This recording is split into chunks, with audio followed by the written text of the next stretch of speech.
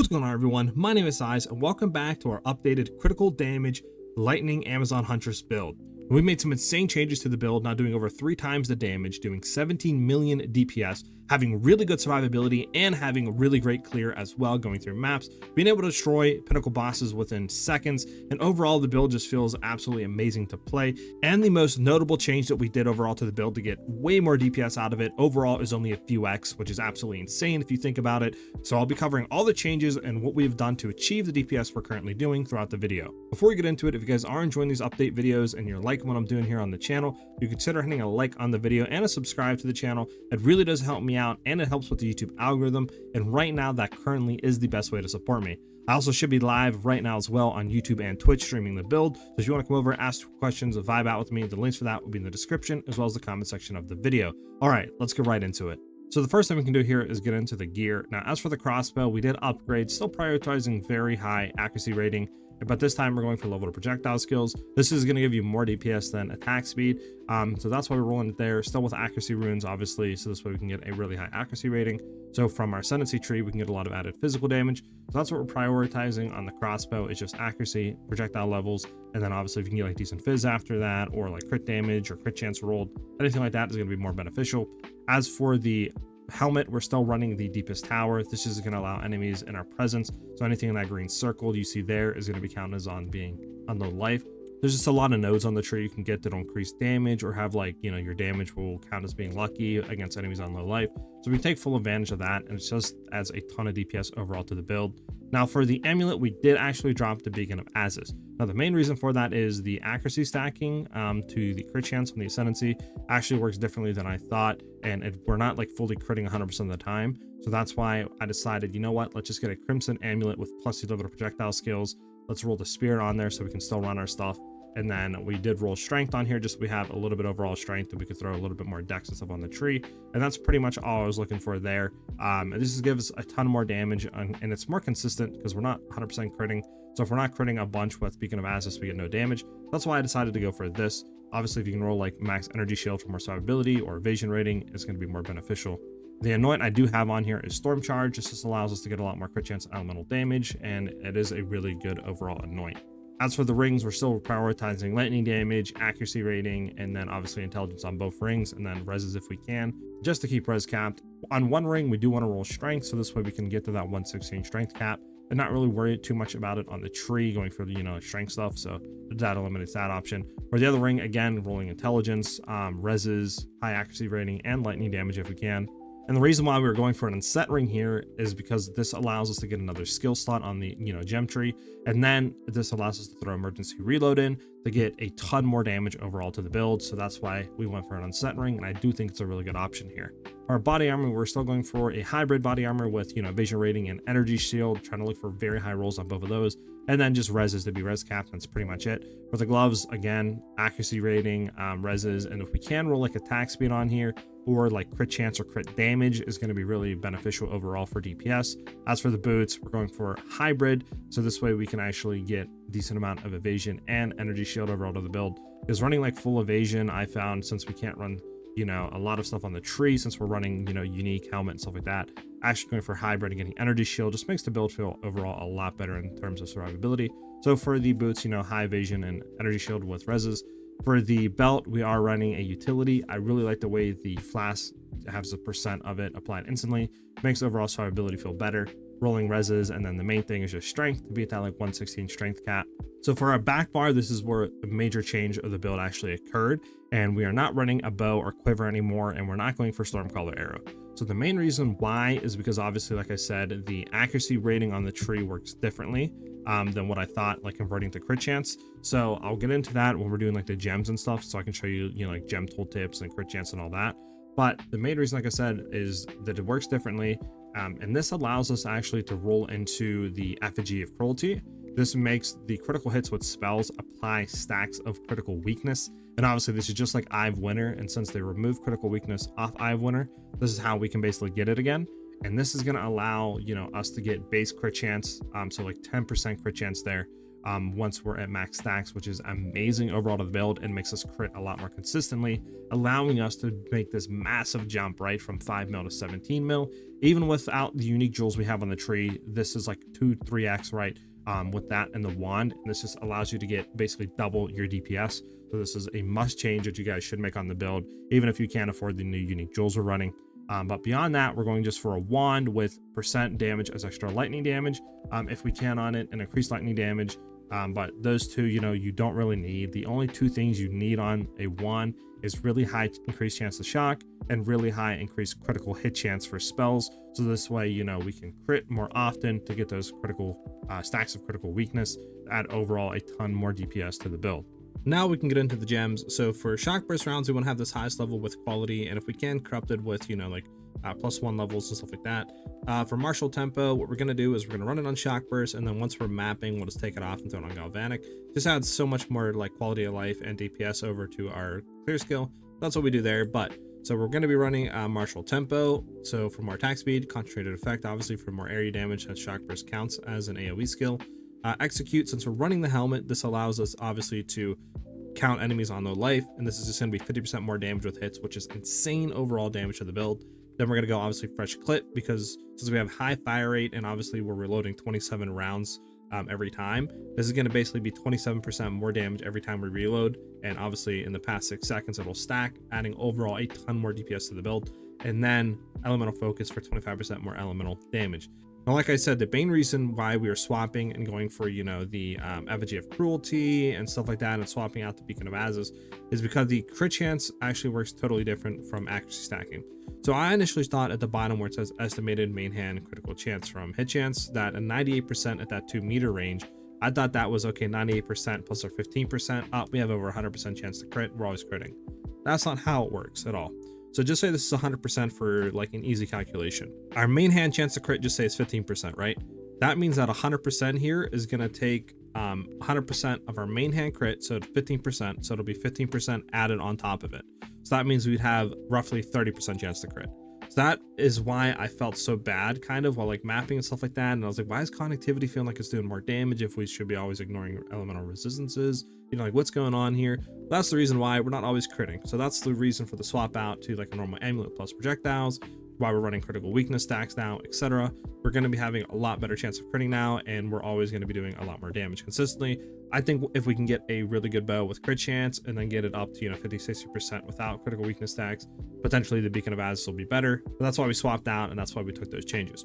For galvanic shards, like I said, we're going to swap in martial tempo, running a gamble shot on here. It's just going to allow us to have about 15% more damage and running fork and stuff like that. And this is basically every projectile that we fire will have a chance of forking or chaining or piercing. So it's basically just almost the same there, and it's really good for clear. Primal Armament, obviously, for 25% more weapon elemental damage, and then close combat, so we give more attack damage to enemies that are obviously within 1 meter of us. It just helps for mobs that are trying to rush us, since you can get clustered really quickly. Then we're running connectivity. Again, try to go highest level we can, but since we don't have that much in, level 12 is what I can run currently. Obviously, quality it, going for Cursed Ground, so it'll turn into an AoE skill that just basically is going to be persistent. If they walk in, they'll get cursed. Heightened Cursed actually have an increased magnitude of it, so it'll reduce their resistance even further. And then Ritualistic Curse, this way it'll have a bigger AoE of it. Voltaic Mark, lowest level with quality, and then persistence just to have more skill effect duration of it. Then we're running Orbis Storms here. This is just gonna be more damage, and since we want to have spells and we want to be critting, so this way we get the effigies, critical stacks of weakness. We're gonna be throwing this on weapon set 2, so this way that it'll take effect there, and then Font of Rage on it. This way we'll get rage while we're actually close to the skill. Font of Mana, we'll get more mana regen while we're basically in the AoE range of it, and then Magnified Effect have a bigger range of the skill. This allows us to get a lot more damage and basically have permanent full stacks of critical weakness up, which is absolutely amazing.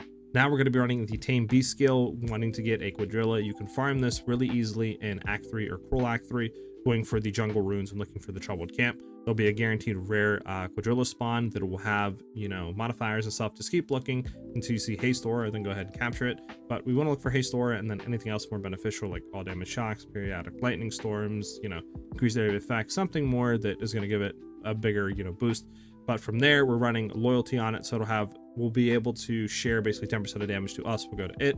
it's a little bit more better there for survivability. Going for last gasp, so this way when it does die, it'll have 4 seconds until basically it disappears, you know, dies and go on cooldown. A little bit more survivability there, and then obviously meat shield to take 35% less damage.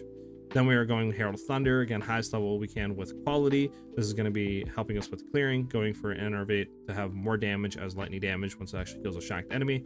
Lightning Pens, this way it'll pen through once the bolts come down and do more damage. Lightning Infusion, have more lightning damage on it. And then finally, Long Shots, this way it'll have more attack damage because the bolts go, you know, call down on enemies that are further away from us. So it'll always basically be having that more attack damage added.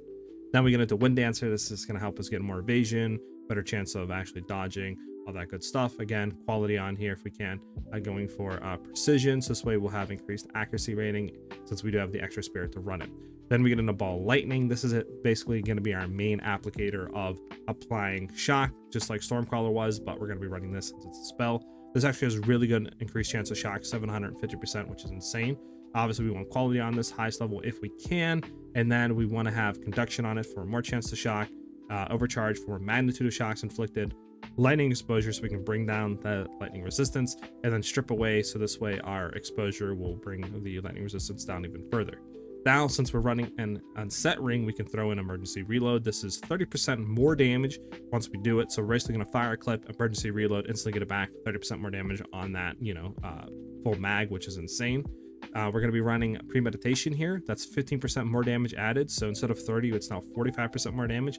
Huge DPS boost. And then finally, ingenuity to have, you know, a quicker cooldown of it so we can use it more often. And that pretty much covers the skills we're running. Now we can get into the tree. So we're still running the same stuff last time. Critical strikes, this way we can have accuracy stacking for a crit chance. Going into penetrate, so this way 25% of the accuracy on the weapon will be added as physical damage. It's a really nice boost there. Predatory instincts, this way we can reveal weaknesses, and on those weaknesses we'll have 50% more damage. And then finally in for the kill, because 40% skill speed obviously means more attack speed and stuff like that if an enemy has an open weakness. So basically on any boss or rare, we're going to get this 40% increased skill speed. Now for the actual tree, we're going to go obviously Primal Instinct. That attack speed's nice. Eagle Eye, increased accuracy rating since we're stacking is really nice. From here, this is where we're going to branch off since we're running the deepest tower. We're going to come down here and we're going to go into Stars Align. This is damage with hits is lucky. It gets enemies that are on low life. Basically, every enemy is going to be on low life since we're in that presence area. And that's just going to be all lucky hits. Obviously, every node going up to is 30% increased damage, which is massive for us. Finishing blows, 60% increased damage. And then obviously the other ones, again, it's just overall a ton of increased damage we're getting as a lot of DPS of the build. From there, we're going to go over and go to Precision Salvo for that attack speed and projectile, but mainly just for the accuracy rating. Coming down and taking the right side here for that crit chance increase with Cook. Coming down again and going Send and Deliver for the increased crit damage bonus we'll get, and the increased damage as well with enemies within 2 meters. Since we're basically always going to be butt up against bosses, we're always going to get this increase. Then we're going to actually weapon set 2 and go into Frazzled and stuff like that for the increased magnitude of shock, and then Rattled for the increased shock duration. So it basically has, like, you know, almost infinite uptime there. And then we're going to come down into Acceleration for the move speed and for the skill speed, again, which is like more attack speed. We're going to go into Falcon Dives just so we have a lot of attack speed since we have an overall a lot of accuracy rating. Then we're going to take these 3 points and go down into this jewel socket. And like I said, I'll get into the jewels here at the end of the tree. From there, we're going to come up and go into Coming Calamity. So this way we get that increased lightning damage. And then the 2 nodes previously are 24% increased damage, which are pretty nice. Since we are running a companion now, we can go into Inspiring Ally. This is basically going to allow the increases and, you know, reductions in companion damage will also apply to us.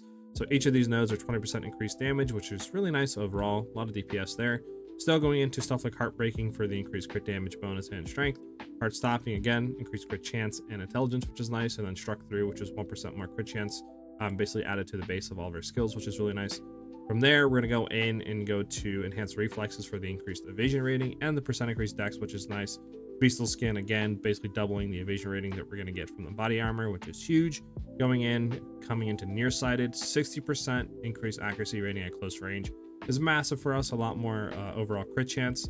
From there, we're going to go all the way up and we're going to come into Spectral Ward. Since we are running like a hybrid evasion and, you know, energy shield body armor, this is going to overall add a lot of max ES to the build, so that's why we run it there.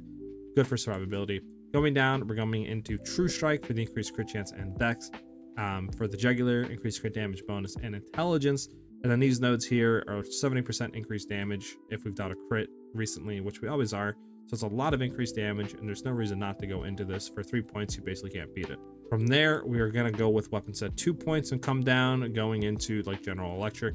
So this way we can get increased chance to shock, and then obviously harmonic generator for the increased magnitude and stuff like that, so there's no reason not to. Basically, from there, we're going to take our last few points and going to Unbound Forces for the increased magnitude of shock again. From there, the jewels we're running are pretty simple. So for the normal emerald jewels, we want to get high crit damage bonus. Then if we can, like attack speed, increase damage with crossbows, or like increase, you know, damage against rares or unique enemies or something like that. That's kind of what we want to prioritize on our emerald jewels.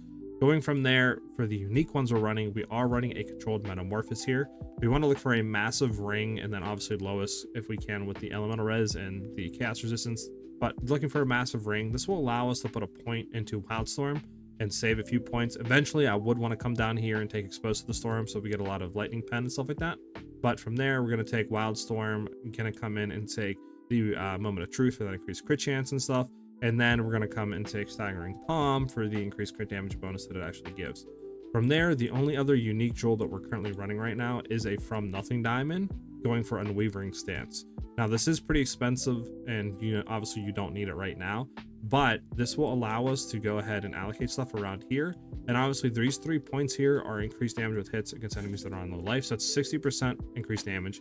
This one is 120, right? This is overall a lot of damage that we're getting, and for 3 points with the, you know, jewel, you're never going to get more damage. So that's why we run the From Nothing. I hope you guys did enjoy the video. Obviously, the build is absolutely insane now, doing over 17 million damage, shredding pinnacle bosses within seconds. It's overall a ton of fun, great survivability, and clear. I hope that you guys did enjoy the video, and if you are liking the videos and you like what I'm doing on my channel, if you consider hitting that like and subscribe button, it really does help me out, and it helps with the YouTube algorithm. And like I said earlier, that is the best way to support me at the current moment. I should also be live right now streaming the build on YouTube and Twitch. The link for those will be in the description, as well as the comment section of the video. Hope that you guys have a great rest of your day or night, depending on watching the video, and I'll see you guys in the next one. Peace.